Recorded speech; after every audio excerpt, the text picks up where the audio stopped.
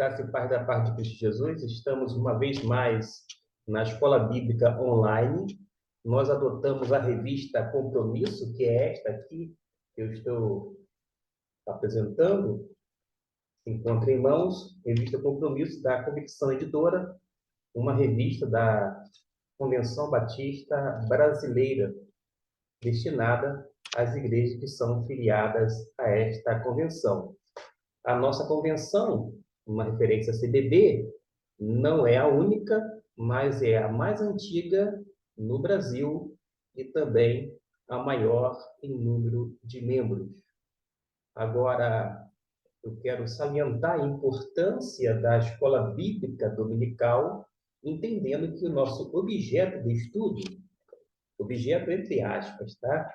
É justamente a Bíblia Sagrada. Esta que eu tenho em mãos é a versão revisada da Imprensa Bíblica Brasileira. Mas, de uma forma proposital, eu coloquei em tela uma versão da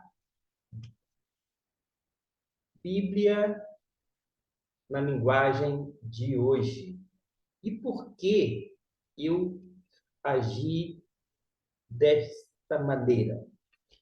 Tem muita gente em nosso cenário evangélico que gosta de dar palpite. Eu sei que opinião cada um tem a sua, mas acontece que as pessoas se acham juízes ou árbitros no tocante à versão. E alguns são categóricos. Esta Bíblia não presta. Aquela Bíblia não é fiel às línguas originais. E outros chegam ao extremo, como eu tive a infelicidade, dentro do meu próprio gueto, ouvir o seguinte: joga essa Bíblia no lixo, numa referência à NVI, Nova Versão Internacional. Como eu disse, estou aqui em mãos com a versão revisada da Imprensa Bíblica Brasileira. Agora, eu não posso desconsiderar a importância das demais Bíblias em nossa língua vernácula. Versões múltiplas que são existentes, que ainda que não venham cair no seu gosto, você ou eu, ninguém tem o direito de dizer que uma Bíblia não serve, não presta e assim por diante. A gente tem que salientar a importância da palavra de Deus, sim. A Bíblia é inerrante, é infalível, é inspirada pelo Espírito de Deus, mas isso não significa que as nossas opiniões são dogmas e que, portanto, as pessoas devem segui-las e chegar à mesma conclusão, porque senão não vai dar muito certo, vou dizer assim, pessoas com pensamentos diferentes, porque as pessoas não gostam muito de sentar, de relacionar com pessoas que pensam de outra maneira ou com um entendimento, como eu disse, diferente. Dito isto, eu quero, de uma forma proposital, ler a nova versão na linguagem de hoje, a nova versão do Novo Testamento na linguagem de hoje, para a nossa língua, que é o nosso público, o português, no sentido de língua, mas para o nosso Brasil. Não é o português de Portugal, e sim do nosso querido país. E diz assim, que é justamente o texto áureo da lição de número 5, o reino de Deus e a igreja. E qual é o texto áureo? Lucas 17, versículos 20 e 21. Eu vou fazer o destaque aqui e vocês vão me acompanhar. Alguns fariseus perguntaram a Jesus quando ia chegar o reino de Deus. Ele respondeu: quando o reino de Deus chegar, não será uma coisa que se possa ver. Ninguém vai dizer: vejam, Está aqui ou está ali, porque o reino de Deus está dentro de vocês. Palavras do Senhor Jesus Cristo. Para não deixar a ponta solta, permita-me dizer algo relevante. Se você acha que uma versão é superior à outra, eu imagino que, no mínimo, você domina ou conhece o básico das línguas originais. Porque ninguém pode dizer que uma versão de Bíblia é superior à outra, que esta não está de acordo com os originais, se você não conhece bulufas do grego e do hebraico. Já começa aí.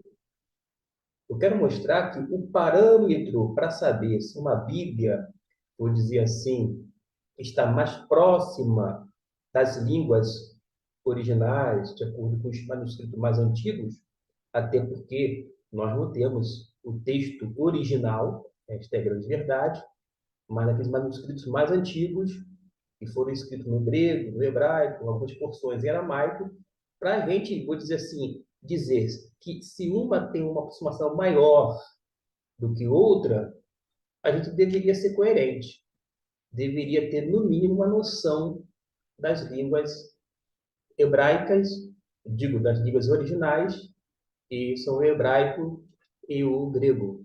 E para você que deseja, vou dizer assim, fazer uma imersão, ser alfabetizado, neste canal, nós temos uma centena de vídeos sobre o hebraico. Você pode dar os seus primeiros passos e se alfabetizar, mantendo sempre a disciplina, entre outras coisas. Da mesma forma, o básico do grego nós temos também em dezenas de vídeos.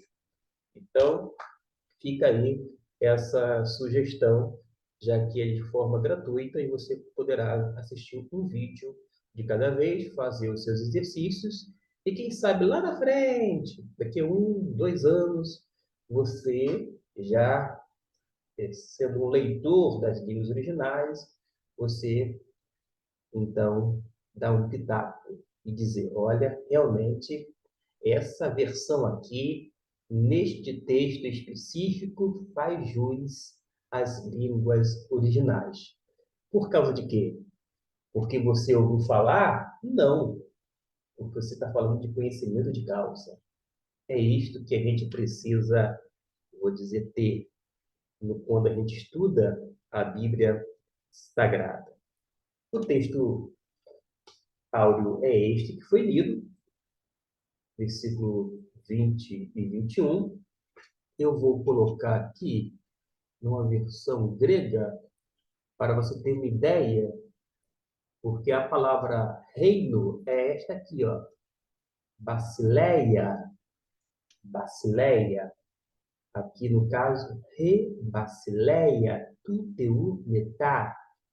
Eu estou fazendo aqui, ó, a leitura, ó, basileia, tuteu metá. Ou seja, o reino de Deus. E na nossa versão ficou da seguinte maneira: o reino de Deus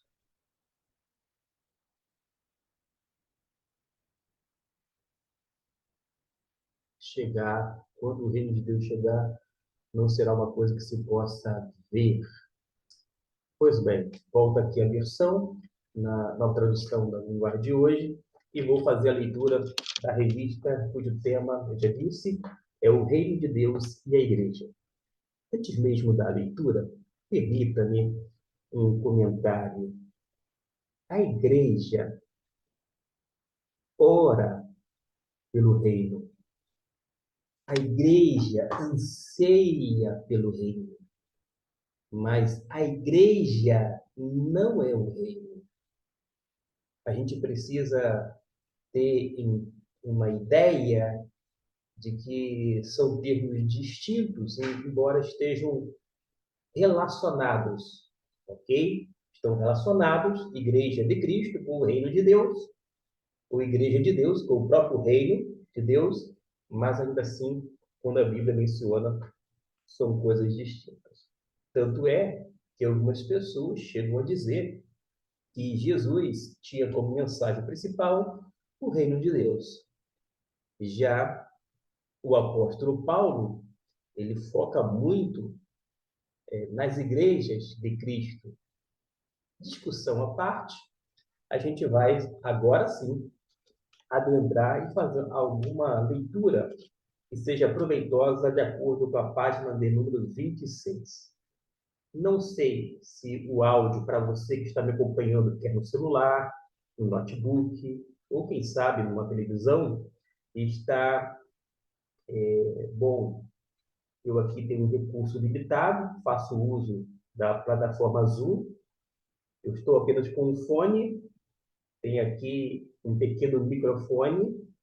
Eu já falo alto por natureza, porque eu trabalhei em fábrica, fui exposto a muito ruído e tenho, vou dizer assim, perda auditiva nos dois ouvidos. A minha audição, vou dizer, é um tanto prejudicada. No dia a dia, eu falo alto em função da perda auditiva, porque eu não me dou conta de que eu estou falando alto. Mas, ainda que eu venha, vou dizer assim, falar alto, pode ser que, por conta dessa limitação aqui, em relação ao aparelho utilizado, você tenha que prestar mais atenção ao que está sendo dito. E fica aí este informativo. O reino de Deus, diz o autor, e a igreja são temas inspiradores e convergentes. Lembra que eu disse que eles estão relacionados? São distintos, mas estão relacionados. Eles nos levam a refletir sobre a nossa caminhada como súditos do reino e membros do corpo de Cristo. Nós somos súditos do reino de Deus, e se ele é rei, nós somos súditos. Cabe a cada um de nós fazer tão somente a vontade de Deus. Não basta questionar, a gente precisa o quê? Obedecer.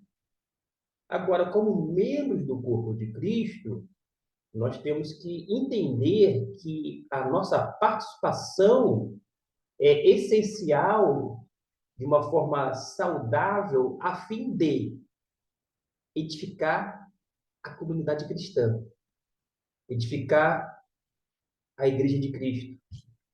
E ainda, através dos dons que recebemos da parte de Deus, exercê-los ou exercitá-los e desenvolvê-los no seio da igreja para que haja o aperfeiçoamento dos santos, por sua vez, a própria edificação da Igreja de Cristo, do corpo de Cristo. A definição que o autor coloca é a que eu tinha em mente desde o tempo do seminário, quando estudei a declaração doutrinária, é de que o reino é o domínio de Deus no coração do homem. Porque quando o reino de Deus adentra o ser humano, a gente acata o senhorio realmente de Cristo. A gente concebe não apenas como Salvador, mas também como Senhor e, sobretudo, como mestre da nossa vida. Sendo ele o mestre, nós nos tornamos discípulos. E como discípulos, nós aprendemos, comumente se fala, aos pés dele, a respeito dos seus ensinos. E os ensinos de Jesus, por exemplo, são, ao mesmo tempo, simples e profundos. No tocante à igreja, vai falar que é a Assembleia dos Santos. Graças a Deus, um conceito bíblico.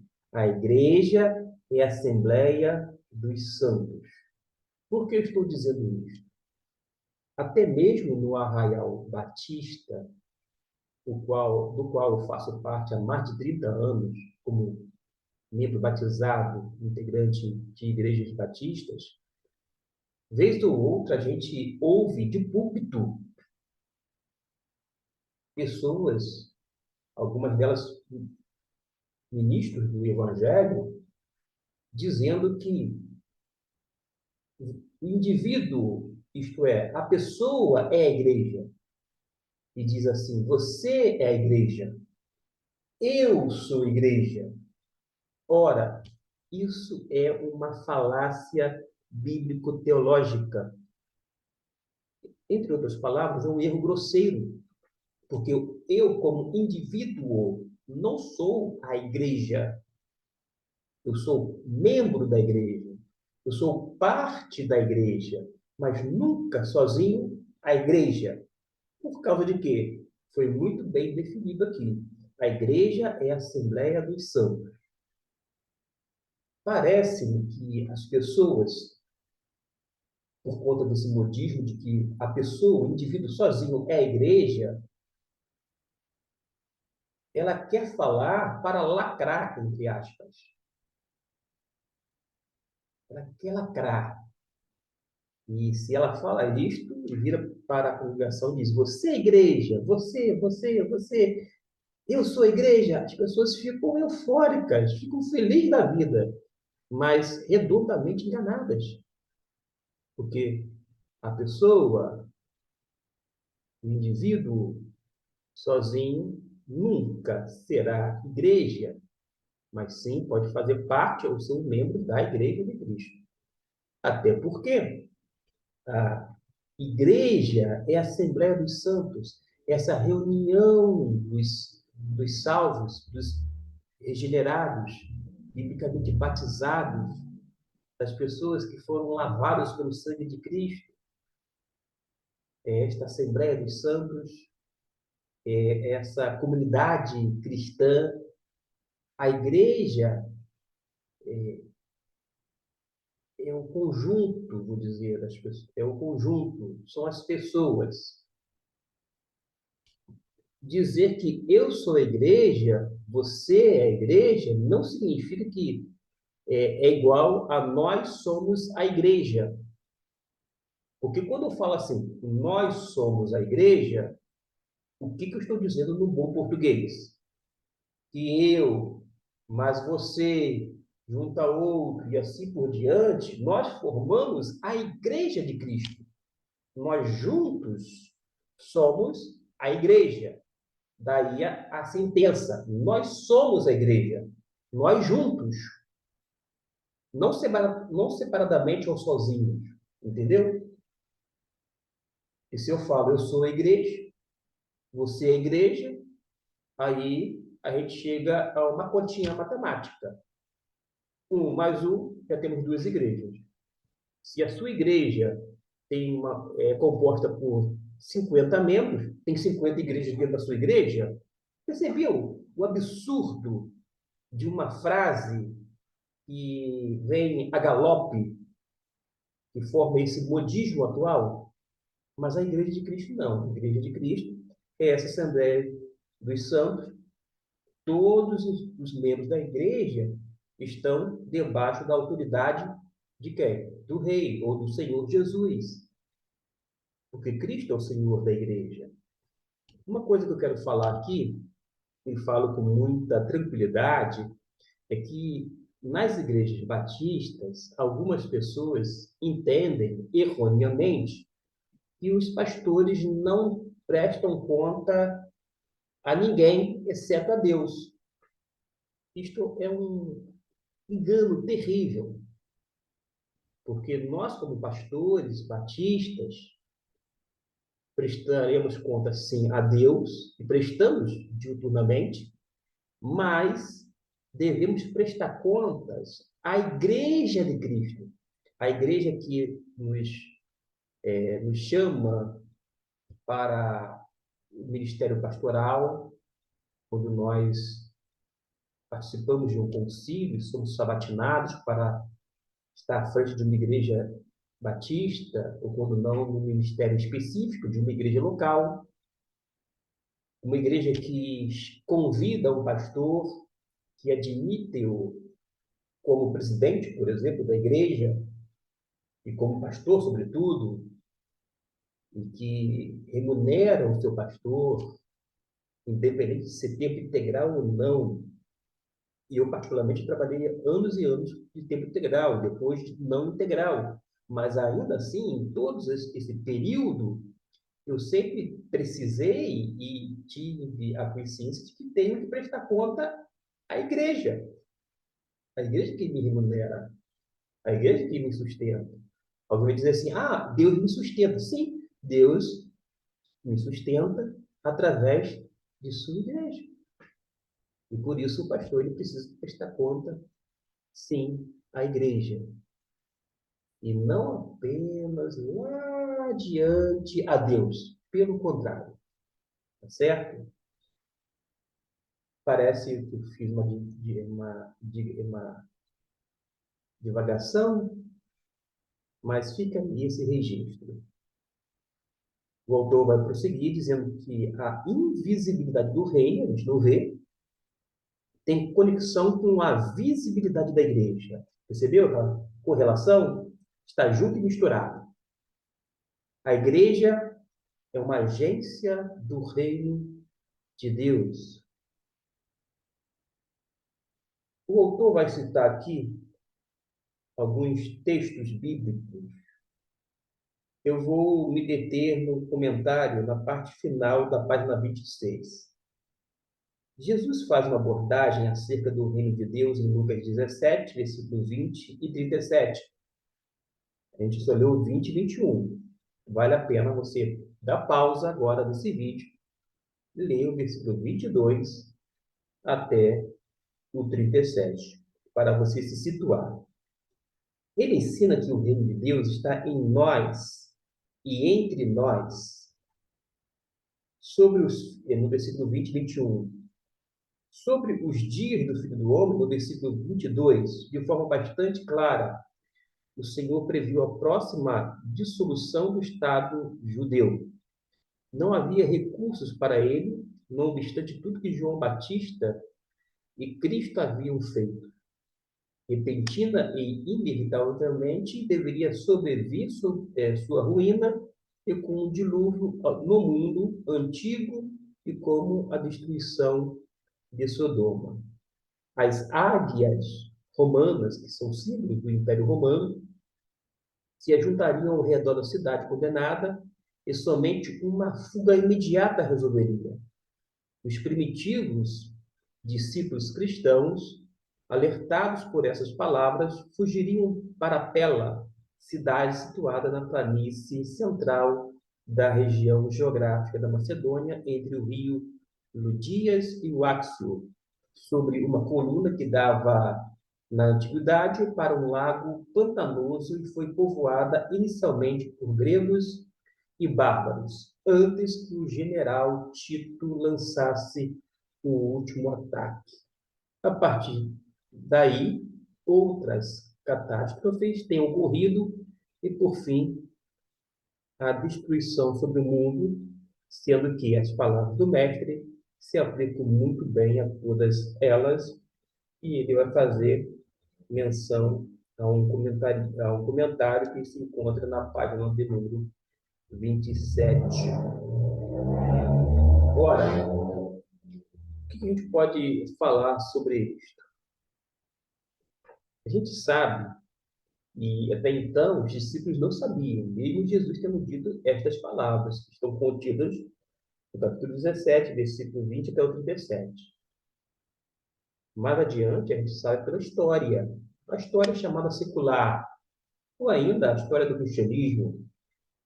Durante um tempo significativo, o Império Romano tentou várias vezes conquistar Jerusalém, não conseguiu, mas quando o pai do imperador, do general Tito, ele estava ali nas portas de Jerusalém, foi chamado porque o imperador havia morrido, ele vai para lá, o filho Tito vem para cá, para Jerusalém, continua sitiando a cidade e finalmente vai conquistar e literalmente não vai deixar pedra sobre pedra.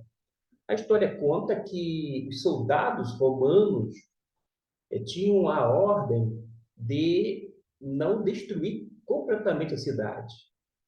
Mas, diante de tantos embates, de tantas perdas significativas do Império Romano, o exército teria, digamos assim, extrapolado um pouco por conta de todos aqueles reveses que estiveram durante um bom tempo tentando adentrar os portões da cidade de Jerusalém. O que o comentarista e o autor da revista faz menção aqui é que os cristãos convertidos, eles, sabedores da profecia, o que eles fizeram? Olha, fugiram, saíram da cidade de Jerusalém, daquela região da Palestina, e eles foram, vou dizer assim, de forma preventiva para essa cidade chamada Pela e pouparam as suas próprias vidas. É o que a história cristã nos conta. Mas fica aquela pergunta assim agora, não com relação à destruição da cidade de Jerusalém, que se deu no ano 70, que não é o foco aqui da lição de hoje, o reino de Deus e a igreja. Mas o que é o reino de Deus?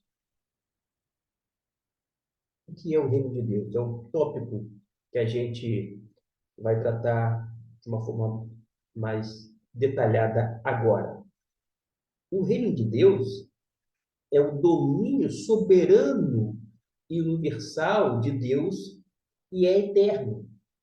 Daniel capítulo 12, versículo 37 até o 44 vai mostrar isto. O reino de Deus é universal e é eterno.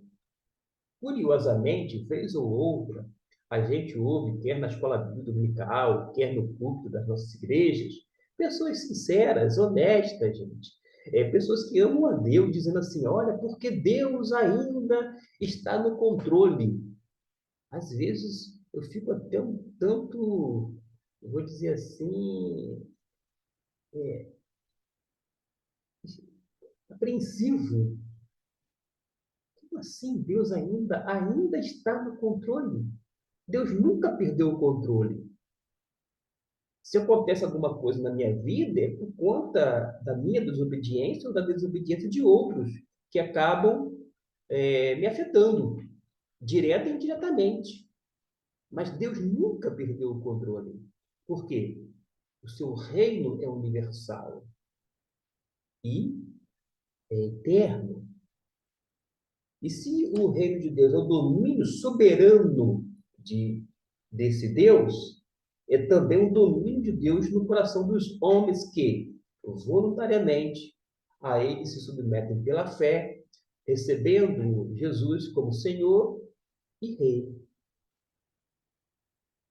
Daí, a consumação do reino ocorrerá com a vinda de Jesus em data que só Deus conhece, quando o mal será completamente vencido e surgirão o novo céu e a nova terra para a eterna habitação dos remidos de Deus.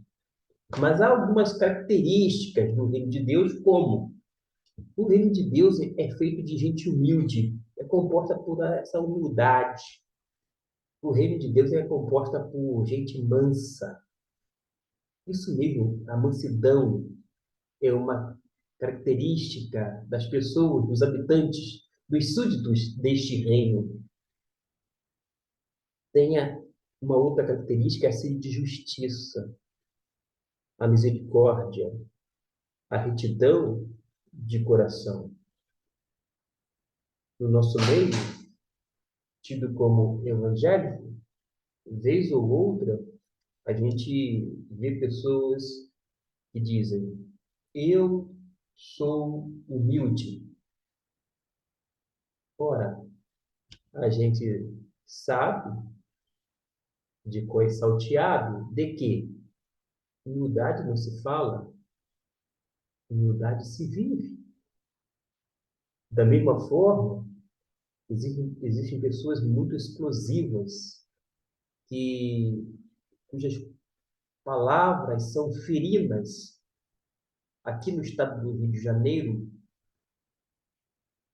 o crime organizado faz uso de armas de guerras, como fuzis, calibre 7,62, por exemplo. O tiro de fuzil, ele faz um estrago terrível no ser humano. Mas sabia que tem palavras que ferem, que fratura tanto quanto uma bala de fuzil? Precisamos de pessoas mansas, que venham medir as suas palavras e que estas venham ser doces, simples, proveitosas, verdadeiras, entre outras coisas. A gente precisa ter sede de justiça, não ter uma sede e começar a incorporar um espírito de justiceiro. Gente, é desejar justiça, não vingança. Nós não somos os vingadores, nós somos cidadãos do reino, pessoas humildes, mansas, pessoas com sede de justiça, pessoas misericordiosas e pessoas que têm um coração reto. Os olhos são puros, as palavras são boas, até porque uma fonte de água não pode jorrar água salgada e doce ao mesmo tempo. Percebeu? E antes mesmo de estabelecer um reino pela força, e a gente não ganha as pessoas pela força, já dizia lá o profeta Zacarias, não é por força nem por violência, diz o Senhor. E por que nós queremos usar o poder, a força, fazer com que seja a ferro e fogo, para que as coisas aconteçam e se realizam? Para quê? Para cumprir os nossos próprios caprichos, segundo os nossos desejos? Porque esta não é a vontade de Deus. Deus não força ninguém, Deus não obriga ninguém. Tanto é que foi dito aqui, e se você atentou bem para o que eu li, que até mesmo o domínio de Cristo em nossos corações é, é para aquelas pessoas que se submetem voluntariamente, não forçosamente por Deus. Deus não coloca Jesus goela abaixo e de repente ele já está dentro da gente. Nada disso, gente. Percebeu como é as coisas? Estabelecer um reino, antes de estabelecer um reino pela força e pelo seu poder, o Senhor tem de anunciar um reino de paz, um reino de salvação.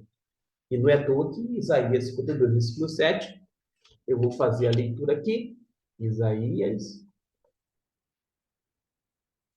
52, versículo de número 7, nos diz o seguinte: como é bonito ver um mensageiro correndo pelas montanhas, trazendo notícias de paz, boas notícias de salvação. Ele diz a Sião: ó, seu Deus é rei. Coisa bonita, coisa bela. No Antigo Testamento, uma palavra como esta. Às vezes, pessoas que se dizem profetas de Deus nos dias atuais têm o maior prazer de trazer palavras de destruição, palavras de maldição, e fica feliz da vida quando aquela palavra, entre aspas, se cumpre. Para dizer, não te disse? Não te disse? Deus massacrou o indivíduo. Deus pisou nele. Deus agiu como um sádico e sanguinário. E até mesmo tirou da terra dos viventes. Deus, de repente, passou a matar todo mundo porque as pessoas não quiseram voluntariamente submeter-se a Cristo Jesus. Gente, é uma mensagem um tanto, vou dizer assim, tosca, que não faz sentido com o Novo Testamento. a respeito desta parte final de Isaías, fala assim: o seu servo tem de sofrer para possibilitar essas boas novas, numa alusão a Jesus como o servo sofredor, quando diz assim: aclamai, cantando juntas, alegrai-vos, ó ruínas de Jerusalém, porque o Senhor consolou o seu povo, redimiu Jerusalém. O Senhor descobriu o seu santo braço à vista de todas as nações. Todos os confins da terra verão a salvação de nosso Deus. Depois disto, a gente vai para o próximo tópico e lança aquela pergunta ao ar: o que é a igreja? A gente sabe que a igreja não é uma pessoa sozinha, um indivíduo. Eu não sou a igreja. Você sozinho não é a igreja. Agora, quando nós estamos, nós, no sentido assim, cada um juntos formamos a igreja de Cristo. E por isso a gente pode dizer assim, de uma forma muito clara, bíblica e teológica: a igreja é uma congregação local de pessoas regeneradas e batizadas após pública profissão de fé. E nesse sentido que a palavra igreja é empregada no maior número de vezes no livro do Novo Testamento, como por exemplo em Mateus 18, 17, em 1 Coríntios, capítulo de número 4, 17.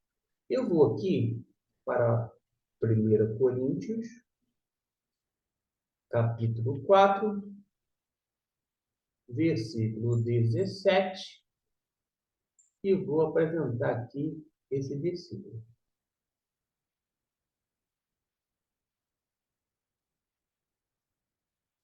4:17.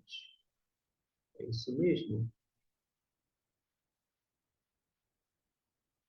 Por isso estou dizendo para vocês que é meu querido e fiel filho do Senhor, ele vai ajudá-los a lembrarem dos caminhos que sigam na nova vida, que tem em união com Cristo Jesus, caminho esses que ensina em todas as igrejas, aqui ó, as igrejas, estou destacando. E no grego fica assim, ó, a palavra igreja, eclesia,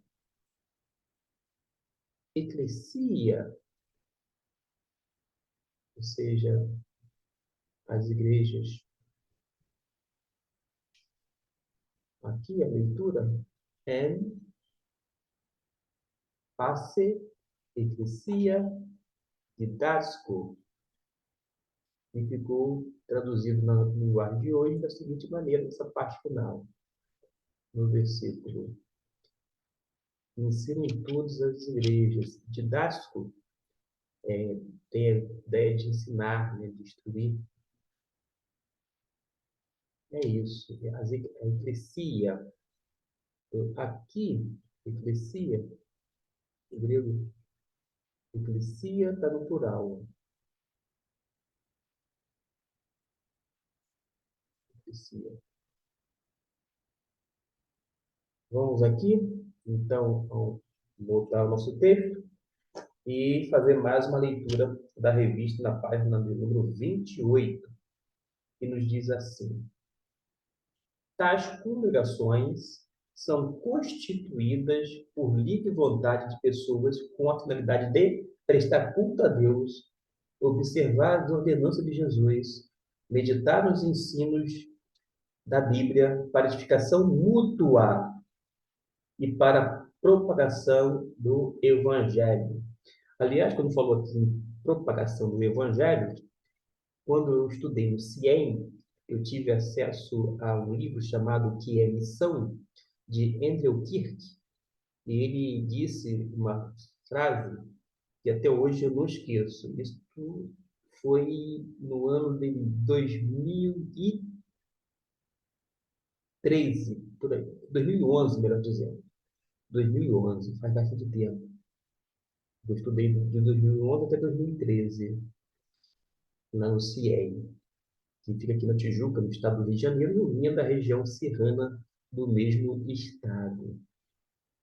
E André Kirk disse assim: a igreja é por natureza missionária, a ponto de, se a igreja deixa de cumprir o evangelismo e missões, não tem simplesmente falhado em uma de suas tarefas. Deixa de ser igreja. Isto veio à mente por conta desta citação. Porque a igreja tem que edificar mutuamente, sim, tem que cultuar a Deus, sim, mas ela tem que propagar o evangelho de Deus. E o evangelho de Deus é poder de Deus para todo aquele que nele crê. Não está no script, mas eu vou ler aqui em Romanos. Em Romanos, fala justamente sobre esse poder, sobre esse evangelho. Ó, eu, Paulo, servo de Jesus Cristo, escrevo esta carta. Deus me chamou, me separou para ser seu apóstolo, a fim de que eu anuncie a boa notícia do evangelho de Deus. Esse evangelho de Deus no grego é essa parte aqui, ó. Evangelion, evangelho de Deus. Evangelion teu. No caso aqui, está na forma genitiva, evangelho de Deus. Note bem, o evangelho de Deus. Aí você vai falar assim, que boa notícia é essa? Que evangelho é esse? E fica mais claro na nossa língua, porque vai mostrar que a boa notícia, o evangelho, é o próprio Jesus. Basta ler o versículo 3. Porque as escrituras sagradas, por meio dos profetas e através da Bíblia, há muito tempo essa boa notícia foi prometida por Deus, por meio dos seus profetas, escrita nas escrituras sagradas. Ela fala a respeito do Filho de Deus, o nosso Senhor Jesus Cristo. Jesus é o Evangelho, Jesus é a boa notícia ao mundo perdido. Que coisa linda, né? Jesus é o Evangelho, o Evangelho de Deus, grifo aqui, ó, em grego. Aqui é o grego koiné, o grego utilizado na composição do Novo Testamento. Volto aqui e fala: há nas igrejas, segundo as Escrituras, duas espécies de oficiais, pastores e diáconos. As igrejas batistas devem relacionar-se com as demais igrejas da mesma fé e ordem, cooperar voluntariamente nas atividades do reino de Deus. O relacionamento com outras entidades, quer seja de natureza eclesiástica ou outra, não deve envolver a violação da consciência ou comprometimento da lealdade a Cristo e a sua palavra. Note bem que aqui mencionou o quê? Dois tipos de oficiais, pastores e diáconos.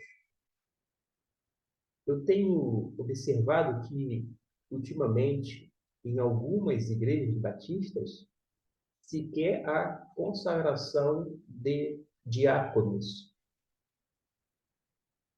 Os existentes são daqueles da velha guarda, vou dizer assim, da antiga, mas não há mais essa preocupação por parte de alguns pastores, talvez porque se acham detentores e entendem erroneamente que não devem prestar contas à igreja local, muito menos a Deus nesse momento, embora saiba que lá na frente vai prestar conta ao Senhor. Mas vale a pena apenas bater nessa tecla. E qual é a tecla? Que existem pastores e diáconos. E estes são os oficiais da Igreja de Cristo. Se diácono é um servo, vou dizer assim, o pastor deve ser o quê? O servo dos servos. Deve servir os diáconos. E não apenas ficar esperando que sejam servidos pelos diáconos. A gente precisa realmente servir, nós pastores, dar o exemplo e entender que há pelo menos dois tipos ou categorias de oficiais na Igreja de Cristo. Aqui não toca no assunto, mas uma coisa curiosa é que quando eu estava no seminário, eu estudei aquela introdução à teologia sistemática de Erickson Millard. E naquela obra dizia que nas igrejas do Novo Testamento existiam, existia a pluralidade de pastores. Isto é, em cada igreja não havia apenas um pastor, havia mais de um pastor. E não é à toa que todas as vezes que se referem à liderança, vou dizer assim, uma referência aos pastores, a expressão é aos diáconos, digo, aos anciãos, aos presbíteros, percebeu? Sempre no plural. Naturalmente, alguém dentre esses pastores que está numa igreja local, ele vai, vou dizer assim, assumir uma liderança que nós temos como equivalente a ser um pastor presidente. Alguém tem que dirigir, tem que governar nesse sentido. Isso é óbvio, mas isso é curioso. É porque muitas das nossas igrejas, eu sei que muitas delas são pequenas, só tem um pastor. Mas as igrejas do Novo Testamento eram compostas por mais de um pastor. Isso é fato. É só você pegar as referências às igrejas locais quando mencionam seus líderes. Sempre é mais de um. Ou dito de outra maneira, sempre na forma plural. Fugir, uma vez mais, do script, mas vamos avançar aqui. Há também no Novo Testamento o sentido da palavra igreja, que aparece como a reunião universal dos reunidos de todos os tempos estabelecidos por Jesus Cristo e sobre ele edificada, constituindo-se corpo espiritual do Senhor, do qual ele mesmo é o cabeça. Cristo é o cabeça da igreja. Se ele é o cabeça, ele é a autoridade.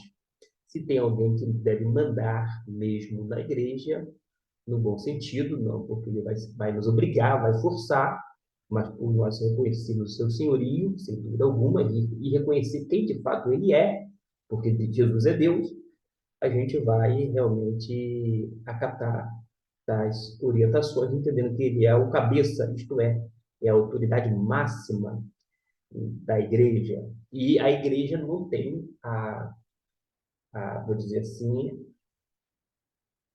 a possibilidade de começar a legislar em causa própria. Vamos criar algumas leis aqui, vamos criar algumas doutrinas para tentar, vou dizer assim, amenizar algumas situações complicadas às quais nós nos envolvemos. Nada disso.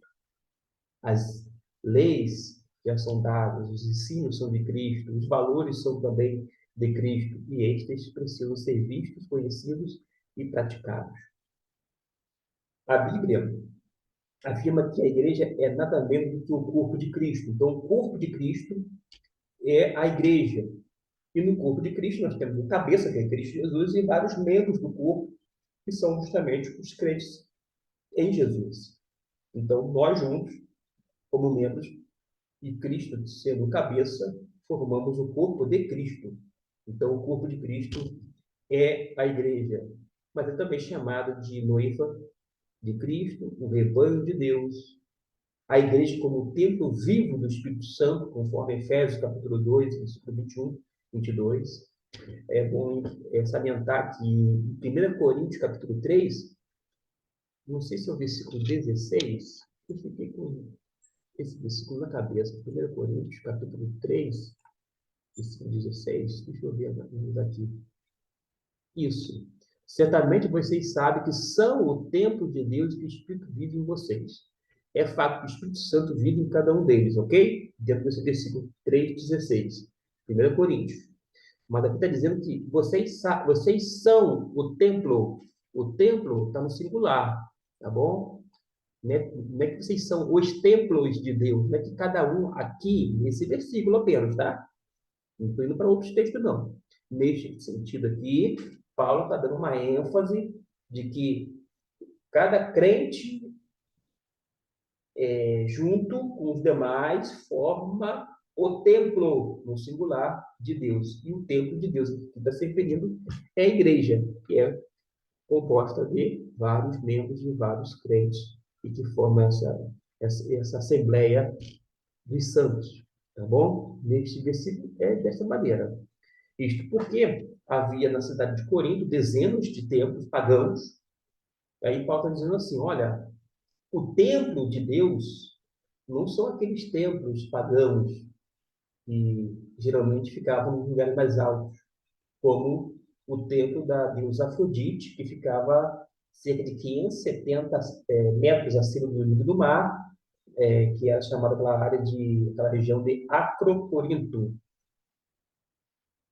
O templo de Deus não são aqueles templos pagãos, mas Deus habita na igreja. A ênfase aqui no versículo 16, do capítulo 3 de 1 Coríntios, é dizendo que a igreja é o templo de Deus. Por extensão, é a habitação de Deus. A igreja tem o Espírito Santo habitando nele. Logicamente, vai habitar em cada um. Mas a ênfase aqui é essa congregação, ou essa forma, vou dizer assim, comunitária. Eu vou aqui só ler agora, não vou fazer mais nenhum comentário, porque senão vai ficar muito extenso mesmo. Peço até desculpas a você que está acompanhando a revista, mas não tem tempo realmente de responder tudo isso, não. Como podemos relacionar o reino e a igreja? O que o autor nos diz? A igreja é um organismo e uma organização.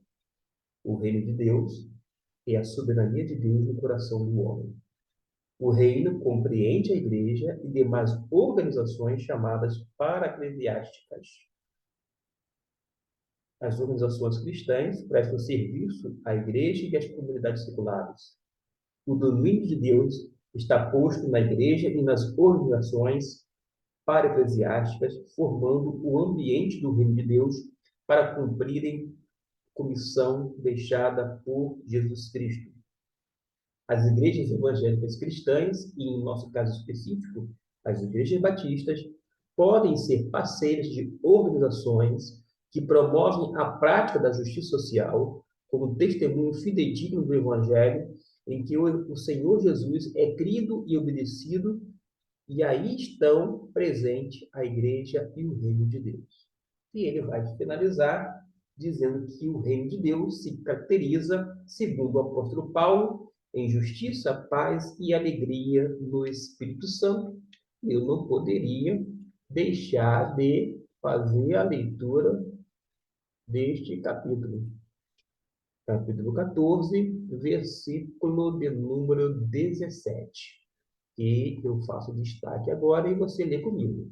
Pois o reino de Deus não é uma questão de comida ou de bebida, mas de quê? Viver corretamente, em paz e com alegria que o Espírito dá. Novo Testamento, na linguagem de hoje. Que coisa boa, né? A gente entende. Não é uma linguagem rebuscada, difícil, compreensão. A igreja é o corpo vivo de Cristo, coluna e firmeza da verdade, e são realidade de Deus em Cristo para a sua glória e a nossa segurança, nos motivando a servir com alegria e singeleza de coração. Está aqui fazendo citação ao texto de Atos, capítulo 2, versículo 46. E finaliza: o Espírito Santo trabalha na expansão do reino e da igreja neste mundo. Ficamos por aqui. Qualquer dúvida, qualquer comentário, pode deixar aqui, que em tempo hábil eu vou responder e certamente vou auxiliar na medida do possível. Deus abençoe grandemente e até a próxima lição, cujo assunto é o batismo e a ceia do Senhor. Só uma provocaçãozinha. A Bíblia não menciona, não sei por que cargas d'água, a expressão Santa Ceia. Comumente, na igreja evangélica, menciona-se muito a expressão Santa Ceia. A gente vai trabalhar esse conceito equivocado de Santa Ceia, porque acaba, eu vou dizer assim, sacralizando a ceia a ponto de as pessoas acharem que conferem graça e chegam ao extremo de levar os doentes, levar em casa, quando, na verdade, não querendo aqui adiantar o assunto, a ceia deve ser, vou dizer assim, servida, ministrada, quando as pessoas estão reunidas. Não é assim que o apóstolo Paulo fala? Quando vos reunis, ou seja, quando vocês estiverem juntos, vocês não são, são orientados a distribuir a ceia na casa das pessoas, levando os doentes, levando os enfermos, levando para aquela pessoa que não tem possibilidade de estar junto. Não, não, não. A ceia é para a igreja local e tem um propósito específico, mas é apenas uma provocação aqui para que você venha se deter no que a Bíblia diz, deixar de lado um pouquinho algumas tradições que não fazem jus à Bíblia e que às vezes até criam uma certa dificuldade por conta dessas questões. Mas até o próximo vídeo.